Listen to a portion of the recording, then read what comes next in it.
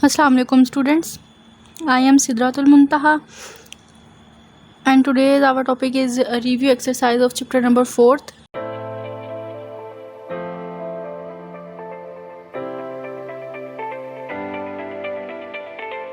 Student, in our previous lecture we discussed about the MCQs of the review exercise. Now, that was the question number 1. And now we are discussing about the short questions कि कौन कौन से short questions जो हैं वो chapter number 4 के exercise में given है। MCQs बोर्ड के पॉइंट ऑफ व्यू से भी इम्पॉर्टेंट हैं, सो आपने अपने कंसेप्ट ज़रूर क्लियर करने हैं। First question is state the cell theory, कि सेल थ्योरी क्या थी। Student, when we discussed about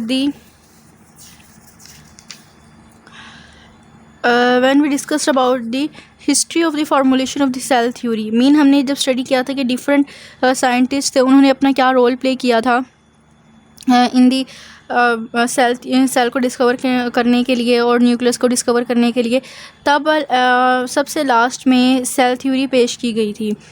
उसके 3 पॉइंट्स हैं। क्वेश्चन है ना, what is cell theory. So आपने इसके आंसर में लिखना है इसके following 3 points are given. First was the all organisms are composed of 1 और मोर सेल्स, कि जितने भी ऑर्गेनिजम्स हैं वो एक या एक से ज़्यादा सेल से मिलकर बनते हैं। सेकंड था cell are the smallest living organism, the basic unit of organisation of all organism, mean कि जितनी भी इस प्लैनेट अर्थ के ऊपर जितने भी ऑर्गेनिजम्स एग्जिस्ट कर रहे हैं उन सबका जो बेसिक और स्मॉलेस्ट यूनिट लिविंग जो थिंग है वो क्या है, वो सेल्स हैं। ठीक है, बेसिक यूनिट भी सेल ही है और ये लिविंग होता है। ठीक है। Third one is the cells arise only by the division in pre existing cells. अब इसका क्या मतलब है, ये कहा गया था कि जितने भी न्यू सेल्स हमारी बॉडी में बनते हैं वो सब किससे मिलकर बनते हैं, वो पिछले जो हमारे बॉडी में सेल्स होते हैं ना उन्हीं से न्यू सेल्स बनते हैं। जिस तरह की एग्जांपल दी जाती है माइटोकॉन्ड्रिया की।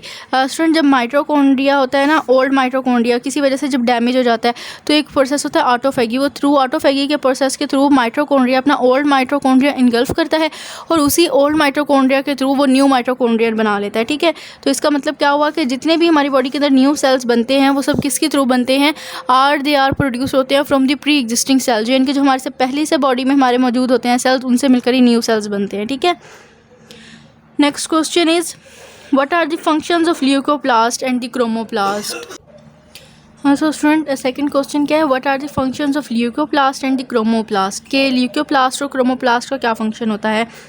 Student, leucoplast and chromoplast both are the parts of the plastids, ये plastids के part हैं, and plastid is a cell organelle which is present only in the plant cells, सिर्फ और सिर्फ प्लांट सेल्स के अंदर पाई जाती है, एनिमल सेल्स के अंदर एग्जिस्ट नहीं करता प्लास्टिड। क्यों? क्योंकि इसके अंदर फोटोसिंथेसिस का प्रोसेस होता है और फोटोसिंथेसिस ओनली जो होती है वो प्लांट सेल्स के अंदर एग्जिस्ट करती है, एनिमल में एग्जिस्ट नहीं करती। सो हम इसके फंक्शंस की तरफ चलते हैं कि क्रोमोप्लास्ट का बेसिक फंक्शन होता है कलर्स प्रोवाइड करना। ठीक है, ये जो फ्लावर्स के डिफरेंट पार्ट्स होते हैं उनको कलर प्रोवाइड करती है। क्यों?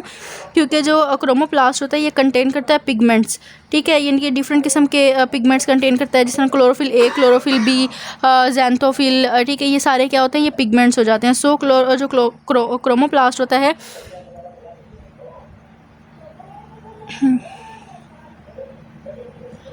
क्रोमोप्लास्ट का होता है ये पिगमेंट्स कंटेन करता है, जिसकी वजह से ये क्या करता है, प्लांट्स के डिफरेंट पार्ट्स को जो है वो कलर प्रोवाइड करता है। और सेकेंडली दे हेल्प करता है इन दी पोलिनेशन के अंदर। ठीक है, और डिस्पर्सल ऑफ फ्रूट। ठीक है, pollination and dispersal of fruit के अंदर भी हेल्प करता है। नेक्स्ट हम फंक्शन देखते हैं क्या ल्यूकोप्लास्ट का। स्टूडेंट, जो ल्यूकोप्लास्ट होता है that is the third and the last part होता है प्लास्टिड का और इसका मोस्टली जो बेसिक फंक्शन होता है वो होता है स्टोरेज का, यानी कि ये फूड को स्टोर करता है। फूड किस तरह से होती है, जिस तरह के स्टार्च होते हैं, ठीक है, स्टार्च, प्रोटीन या लिपिड, जिस तरह की जो फूड होती है ये इसको क्या करता है, अपने अंदर स्टोर कर लेता है।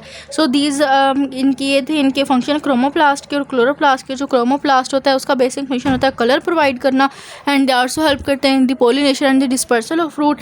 एंड द ल्यूकोप्लास्ट जो होता है वो स्टोरेज का काम करता है, कि वो फूड को स्टोरेज करता है, just like the protein, lipids and the starch वगैरह।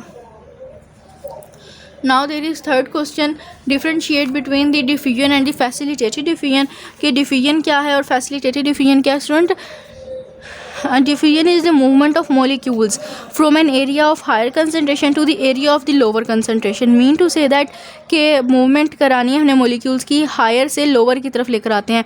ठीक है, फॉर एग्जांपल अगर हमने एक बॉल एक काफ़ी ज़्यादा हाइट पे रखी है और हमने उसको नीचे फेंकना है, तो हम क्या करेंगे, सिर्फ बॉल को हम कॉर्नर पे रख के छोड़ देंगे. ठीक है, बॉल हवा से ये किसी भी जो है सोर्स से खुद ब खुद नीचे आ जाएगी. ठीक है, तो क्या होगा, ये डिफ्यूजन का प्रोसेस होगा कि मूवमेंट करानी है हमने मोलिक्यूल्स की हायर कंसंट्रेशन से लोअर कंसंट्रेशन की तरफ लेकर जानी है अलोंग द कंसंट्रेशन ग्रेडियंट. और इस जो डिफ्यूजन होता है इस प्रोसेस के लिए हमें किसी भी किस्म की एनर्जी की ज़रूरत नहीं पड़ती, यानी कि हमें कोई भी किसी भी किस्म का एक्सपेंडिचर ऑफ एनर्जी नहीं देना पड़ता. ठीक है, नेक्स्ट है facilitated diffusion. Student, facilitated diffusion जो होती है ये टाइप होती है पैसिव ट्रांसपोर्ट की. ठीक है, पैसिव ट्रांसपोर्ट की टाइप होती है. और क्यों टाइप होती है, क्योंकि इसके अंदर भी हमें कोई एक्सपेंडिचर ऑफ एनर्जी नहीं प्रोवाइड करना पड़ता. अब हमें ये देखना है कि जो है पैसिव ट्रांसपोर्ट क्या होती है. स्टूडेंट, पैसिव ट्रांसपोर्ट वो होती है कि जब भी सेल जिस तरह सेल के अंदर डिफ्यूजन हो रही है तो उसके अंदर अगर सेल कोई भी एनर्जी नहीं दे रहा, ठीक है, कोई भी एनर्जी प्रोवाइड नहीं कर रहा, जिस तरह कि मैंने अभी एग्जांपल दी कि एक बॉल को आप हाइट पे रख दें, उसको नीचे हमने गिराना है तो वो बॉल क्या होगी, खुद ब खुद आ जाएगी. तो इसके लिए हमें कोई एक्सटर्नल एड तो नहीं देनी पड़ी ना, उसको कुछ पुश तो नहीं करना पड़ा, कुछ भी नहीं हुआ, यानी कि हमने उसको कोई भी उसके लिए एनर्जी का एक्सपेंड नहीं किया. सो ऐसी डिफ्यूजन जिसके अंदर हम एनर्जी को एक्सपेंड नहीं करते तो वो क्या कहलाती है, वो पैसिव ट्रांसपोर्ट कहलाती है. सो हम कहते हैं कि जो फैसिलिटेटेड डिफ्यूजन होती है this is also the type of क्या होती है, पैसिव ट्रांसपोर्ट. क्यों, क्योंकि इसके अंदर there is no expenditure of energy होता है कि हम कोई भी एनर्जी इसके अंदर नहीं देते. ठीक है, that was the third question which was differentiate between the diffusion and the facilitated diffusion. Next fourth and the last question है शॉर्ट क्वेश्चंस में, what is mean by the hypertonic और हाइपरटोनिक. हाइपरटोनिक के hypertonic solution कौन सा होता है और hypertonic solution कौन सा होता है. स्टूडेंट, हाइपरटोनिक सोल्यूशन वो होता है जिसके अंदर सोल्यूट की कंसंट्रेशन बहुत रिलेटिवली जो होती है ज़्यादा होती है. अब हम देखते हैं बेसिकली जो हमारा सोल्यूशन होता है वो दो चीज़ों से मिलकर बनता है. First is the solute and second is the solvent. Solute क्या होता है कि हमारा कोई भी सोल्यूशन है उसके अंदर जितनी भी सॉलिड पार्टिकल्स होंगे ना, सॉलिड चीज़ें होंगी, उसको हम कहते हैं कि वो सोल्यूट होता है. और जितनी भी लिक्विड फॉर्म के जितनी परसेंटेज में भी लिक्विड फॉर्म में चीज़ें होती हैं एक सोल्यूशन के अंदर, उसको हम कहते हैं कि ये सॉल्वेंट है. सो हम कहते हैं हाइपरटोनिक सोल्यूशन कौन सा होता है. हाइपरटोनिक सोल्यूशन ऐसा सोल्यूशन होता है जिसके अंदर सोल्यूट की कंसंट्रेशन जो होती है रिलेटिवली ज़्यादा होती है as compare to solvent. Mean to say that just like हमने जो है वो शुगर है, ठीक है, हमने वाटर लिया, वाटर के अंदर हमने जो है ना शुगर ज़्यादा डाली है और वाटर इतना नहीं डाला, कम है, तो क्या होगा, वाटर जो होगा सॉल्वेंट हो जाएगा and that sugar was act करती है एज एन सोल्यूट के तौर पे. So that solution was called the hypertonic solution. Next है हाइपोटोनिक. हाइपोटोनिक ऐसा सोल्यूशन होता है जो जिसके अंदर सोल्यूट की कंसंट्रेशन को लेस रखा जाता है एज़ कम्पेयर टू सॉल्वेंट. मतलब जिसके अंदर सोल्यूट ज़्यादा होगा और जो सॉल्वेंट ज़्यादा होगा और सोल्यूट कम होगा. इसके अंदर हम एग्जाम्पल देते हैं, शिकंजीन हम बनाते हैं ना, शिकंजी बनाते हैं, उसके अंदर चीनी की या अगर हम साल्ट की बात करते हैं तो उसके अंदर अमाउंट कम होती है, बट वाटर जो होता है एज़ कम्पेयर टू सोल्यूट जो होता है वो ज़्यादा रखा जाता है. So this is called the hypotonic solution. Student, ये थे हमारे शॉर्ट क्वेश्चंस रिव्यू एक्सरसाइज के. अब हम देखते हैं कुछ इसके अंदर टर्मिनोलॉजीज़ इस्तेमाल हुई हैं कि वो टर्मिनोलॉजीज़ क्या हैं, क्योंकि आपके शॉर्ट क्वेश्चंस आते होते हैं तो शॉर्ट क्वेश्चंस में अक्सर जो है वो एग्जामिनर जो है वो टर्मिनोलॉजीज़ भी पूछ लेता होता है, या तो वो चैप्टर से होती हैं या तो एंड से होती हैं. और एंड में जितनी भी टर्मिनोलॉजीज़ गिवन है ये सारी की सारी किस्में होती हैं चैप्टर के अंदर से ही होती हैं. सो एक्सरसाइज को करने का मतलब ये होता है कि हमने जितना भी चैप्टर पढ़ा है हम उसको आज गो थ्रू कर लेंगे. ठीक है, सारा पीछे से रिवाइज़ कर लेंगे कि हमने कितना पढ़ा था और क्या पढ़ा था. ठीक है, सो फर्स्ट है एक्टिव ट्रांसपोर्ट. एक्टिव ट्रांसपोर्ट क्या होती है.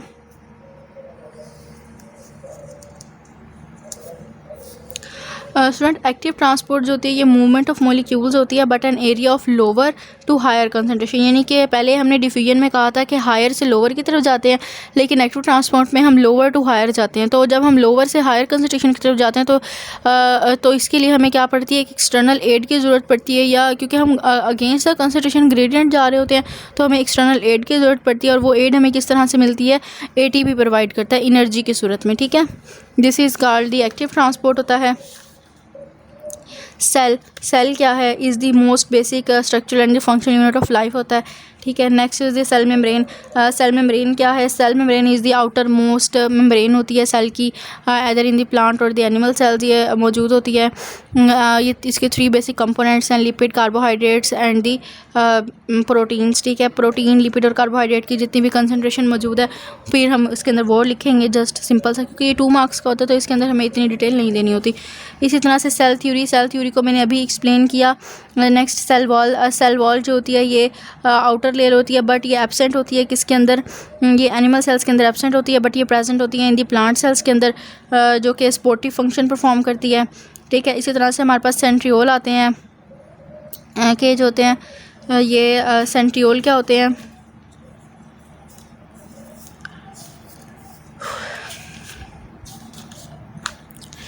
स्टूडेंट, जो सेंट्रियोल्स होते हैं ना, जितने भी इनके एनिमल्स और यूनिसेलुलर ऑर्गेनिजम्स होते हैं वो कुछ होलो और सिलेंड्रिकल ऑर्गेनेली रखते हैं, जिसको हम सेंट्रियोल्स का नाम देते हैं। ठीक है, और ये जो सेंट्रियोल्स होते हैं ये माइक्रोट्यूब्यूल से मिलकर बनते हैं। ठीक है, यानी कि 9 ट्रिपलेट ऑफ माइक्रोट्यूब्यूल से मिलकर बनते हैं। माइक्रोट्यूब्यूल्स कौन से होते हैं? इनके ट्यूबुलन प्रोटीन से मिलकर बनते हैं। This is called the centrioles. Then हमने बात की थी कि क्लोरोप्लास्ट क्या होता है?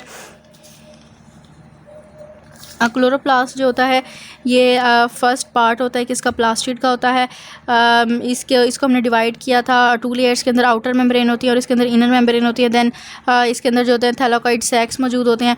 ये जब स्टैक ऑफ थैलाकॉइड्स होते हैं उनको हमने ग्रैनम का नाम दिया है। ठीक है, तो ये क्या होता है? ये क्लोरोप्लास्ट हो जाता है। ये आपको इसका आंसर मिलता है प्लास्टिड्स के टॉपिक में। ठीक है, नेक्स्ट इज़ दी क्रोमोप्लास्ट कि व्हाट इज़ द क्रोमोप्लास्ट। सो हमने क्रोमोप्लास्ट को भी डिस्कस किया था कि जो क्रोमोप्लास्ट होता है ये सेकंड टाइप होती है प्लास्टिड की, और ये कंटेन करती है पिगमेंट्स, और पिगमेंट्स की वजह से इसका मोस्ट बेसिक फंक्शन क्या होता है? ये प्लांट्स के डिफरेंट पार्ट्स को कलर प्रोवाइड करती है एंड आल्सो हेल्प करती है in the pollination and the dispersal of root के अंदर।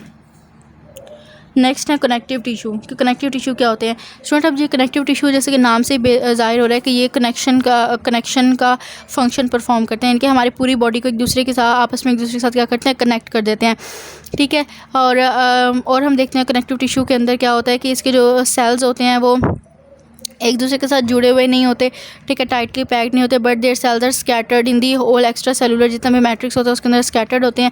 इसकी कुछ टाइप्स हैं जो हमने डिस्कस की थी। एग्जांपल जिस तरह के एडिपोज टिश्यू है, और हमने कहा था एडिपोज टिश्यू कहाँ पाए जाते हैं? किडनी के अंदर प्रेजेंट होते हैं। ठीक है, एडिपोज टिश्यू है, एक्सटर्नल पिन्ना है, एयर के अंदर ये प्रेजेंट होते हैं कनेक्टिव टिश्यू जो होते हैं। ठीक है, नेक्स्ट हम बात करते हैं साइटोप्लाज्म। कि साइटोप्लाज्म क्या होता है? सो स्टूडेंट, दिस साइटोप्लाज्म क्या होता है? ये एक ना विस्कस एरिया होता है। ठीक है, यानी कि बेसिकली जो साइटोप्लाज्म होता है ना, ये सेमी विस्कस और सेमी ट्रांसपेरेंट सब्सटेंसेस होते हैं। ठीक है, सेमी विस्कस होता है और सेमी ट्रांसपेरेंट सब्सटेंसेस होते हैं between the plasma membrane and nuclear envelope. यानी कि न्यूक्लियर इन्वेलप से लेकर प्लाज्मा मेम्ब्रेन तक जितना भी हमारे पास मटेरियल मौजूद होता है सेमी विस्कस या सेमी ट्रांसपेरेंट, तो वो क्या कहलाता है? साइटोप्लाज्म कहलाता है। साइटोप्लाज्म के अंदर जो होता है ये एक ना बहुत ज़्यादा प्रोटेक्टिव फंक्शन परफॉर्म करता है, कि या हाउस के तौर पर काम करता है, कि जितनी भी ऑर्गेनेलीज होती हैं ये उनको रहने के लिए स्पेस प्रोवाइड करता है। नेक्स्ट है डिफ्यूजन। इसको हमने डिस्कस किया था अभी कि मूवमेंट ऑफ मॉलिक्यूल्स आता है from an area of higher concentration to an area of lower concentration हो जाती है। नेक्स्ट है endoplasmic reticulum. So what is endoplasmic reticulum? के एंडोप्लाज्मिक रेटिकुलम क्या है?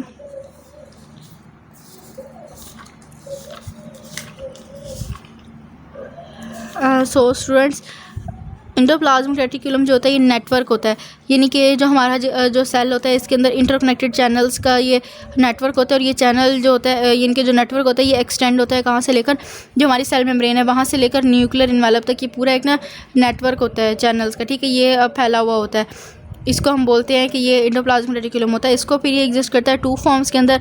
इसकी 2 फॉर्म्स होती हैं, एक होता है rough endoplasmic reticulum and the second one is the smooth endoplasmic reticulum. फिर जो रफ और स्मूथ एंडोप्लाज्मिक रेटिकुलम होते हैं ये दोनों अपना फंक्शन परफॉर्म करते हैं। जिस तरह कि अगर हम बात करते हैं कि रफ जो प्लाज्मिक रेटिकुलम होता है इसका मोस्ट बेसिक फंक्शन होता है प्रोटीन के सिंथेसिस करना, और जो स्मूथ एंडोप्लाज्मिक रेटिकुलम होता है ये प्रोटीन के सिंथेसिस नहीं करता, बल्कि इसके और से बहुत से डिफरेंट फंक्शन होते हैं, जिस तरह कि मेटाबॉलिज्म होता है, ट्रांसपोर्ट ऑफ मटेरियल, और यानी कि ये टॉक्सिफिकेशन का फंक्शन जो होता है ये परफॉर्म करता है। ठीक है, next is the epithelial tissue है।